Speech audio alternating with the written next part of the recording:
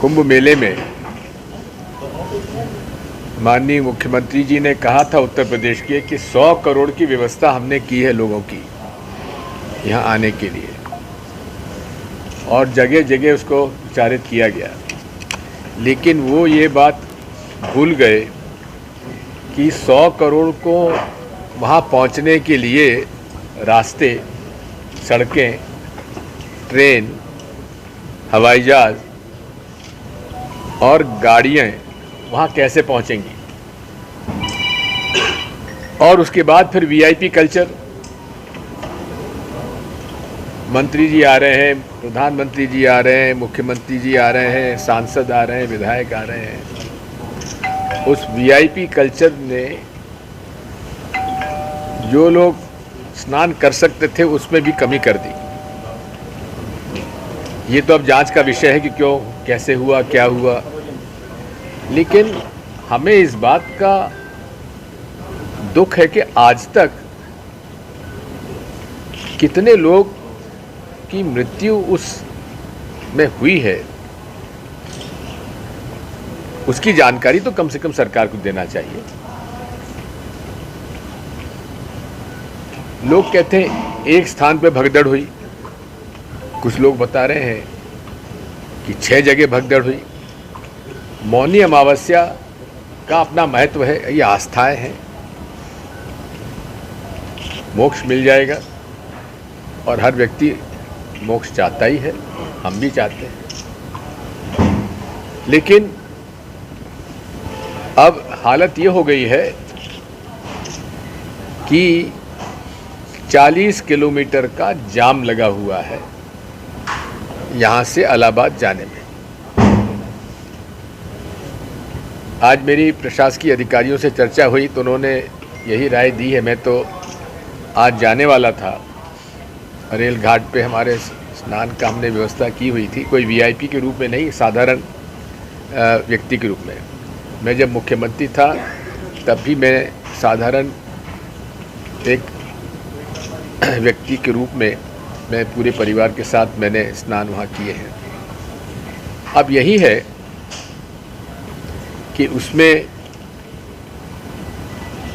अव्यवस्था और ना बिगड़े, यही हम यूपी के मुख्यमंत्री जी से अनुरोध करेंगे।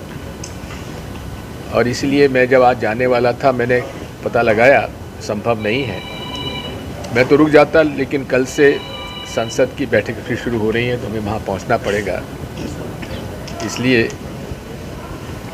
प्रयास करूँगा कि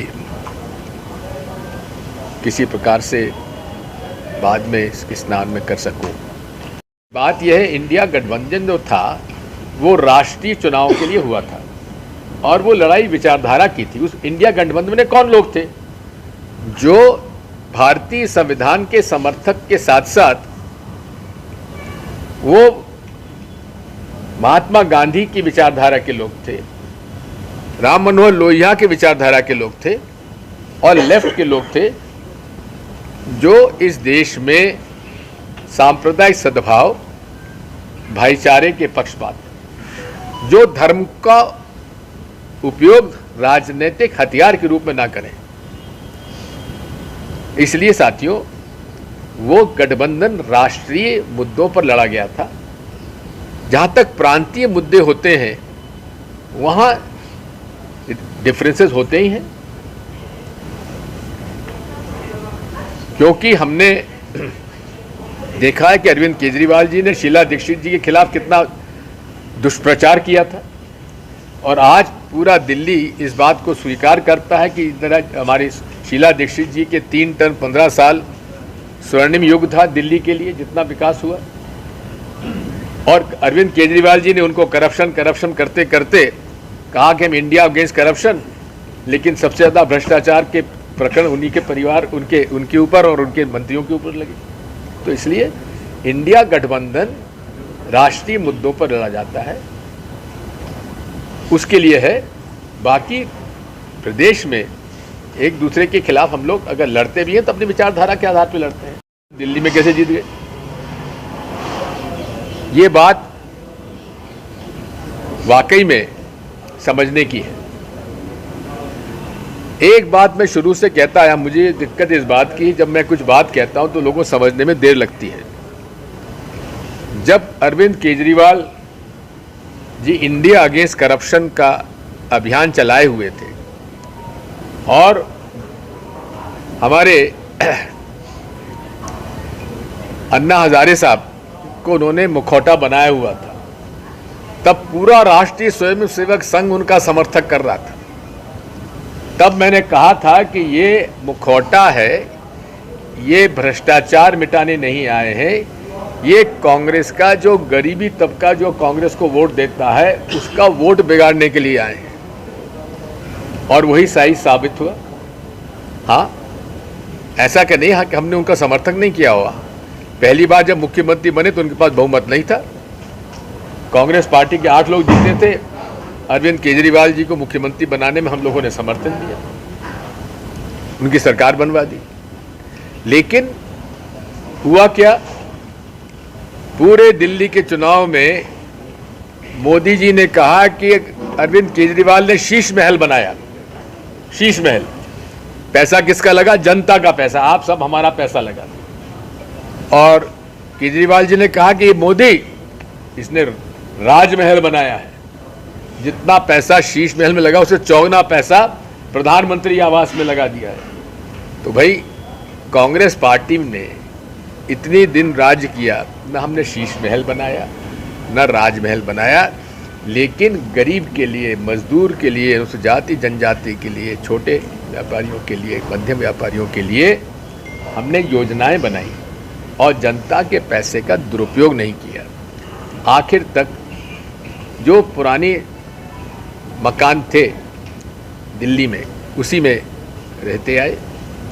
पंडित जवाहरलाल नेहरू भी, लाल बहादुर शास्त्री जी भी, इंदिरा जी भी, राजीव जी भी, नरसिम्हा राव जी ने कभी अपना राजमहल नहीं बनाया। बात यही है, ये लोग कहते कुछ हैं और करते कुछ हैं। इसलिए मैं तो इस बात को कहूँगा कि कांग्रेस में हाँ कमजोरियां हो सकती हैं, हम स्वीकार करते हैं, लेकिन कांग्रेस ही वो पार्टी है जो विचारधारा की लड़ाई लड़ रही है।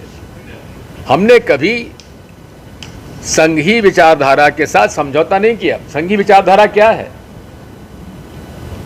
देश में नफरत फैलाकर हिंदू मुसलमानों को लड़ाओ और धर्म के नाम पर वोट मांगो।